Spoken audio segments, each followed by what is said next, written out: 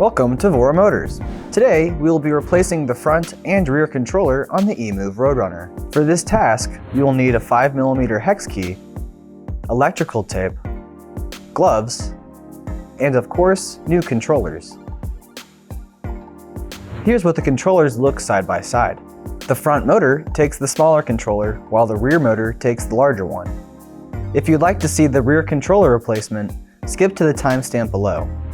Keep on watching if you're here for the front controller. First, we'll use our 5mm hex key to unscrew the 4 screws under the seat.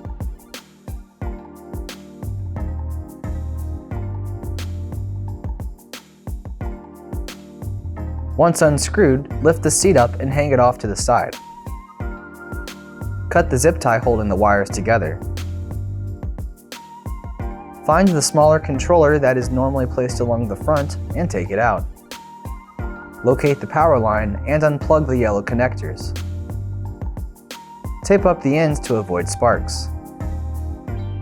Unplug the motor hall connector, followed by the 3 motor cables.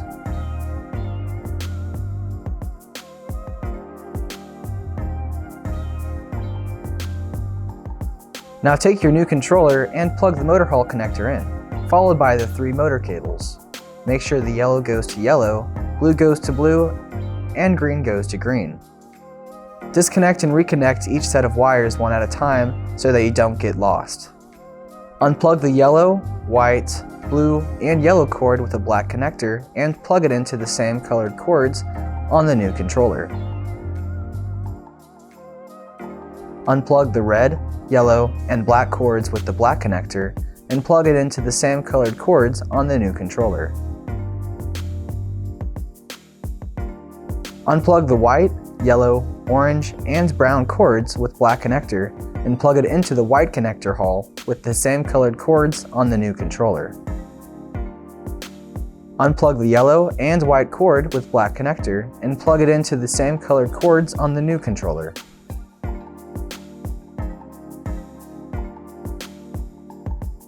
Unplug the white, black, and red cords with a black connector and plug them into the red connector with the same cords on the new controller. Unplug the orange, green, and yellow cords with the black connector and plug them into the white connector with the same cords on the new controller. Unplug the green, blue, black, and red cords with black connector and plug them into the same colored wires and the connector on the new controller.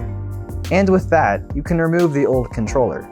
We recommend wrapping it with plastic since it may still hold a charge. Now plug the yellow power cords back in and test that the scooter is working. That means that the throttle activates the rear and front motors. The turn signals and brake lights are working.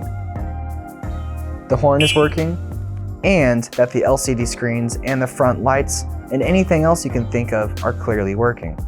Once you've done your tests, you can go ahead and put everything nicely together. Cozy up the controller among the wires and try not to pinch anything. Go ahead and line up the seat with the screw holes and use your 5mm hex key to screw the seat back on. And with that, your scooter is good to go. Now, we will walk through the process of replacing the rear controller.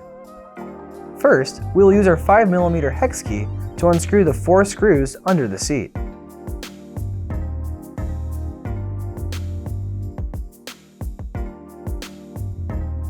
Once unscrewed, lift the seat up and hang it off to the side. Cut the zip tie holding the wires together. Find the larger controller that is normally placed along the back and take it out. Locate the power line and unplug the yellow connectors. Tape up the ends to protect against sparks. Unplug the motor hall connector, followed by the 3 motor cables.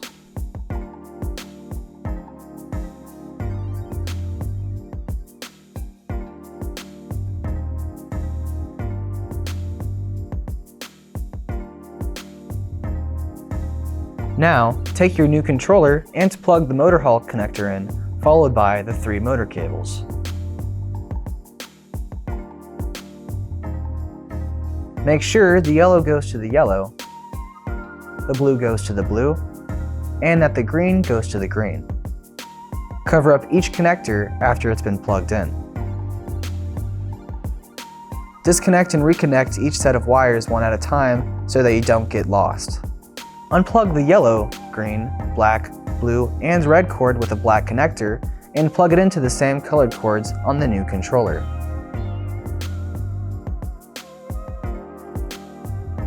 Unplug the red and blue cord with black connector and plug it into the black connector with 2 white and 1 black cord on the new controller. Unplug the other red and blue cord and plug it into the white and black cord with black connector on the new controller. These cords are easy to mix up, so if it comes to it, just swap them later on. Unplug the yellow, blue, white, and yellow cords with black connector and plug them into the same colored cords on the new controller.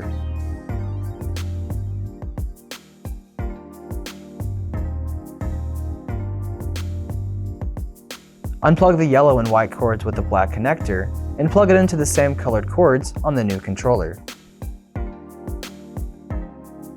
Unplug the yellow, blue, black, green, and red cord with black connector and plug it into the white connector with the same colored cords on the new controller. And with that, you can remove the old controller. We recommend wrapping it with plastic since it may still hold a charge. Now you can reconnect the yellow power cords and test that the scooter is working. That means that the throttle activates the rear and front motors. The turn signals and brake lights are working. The horn is working, and that the LCD screens and the front lights and anything else you can think of are clearly working. Once you've done your tests, you can go ahead and put everything nicely together. Cozy up the controller among the wires and try not to pinch anything. Go ahead and line up the seat with the screw holes and use your 5mm hex key to screw the seat back on. And with that, your scooter is good to go. Let us know if you have any comments, questions, or suggestions for future videos, and thank you so much for watching.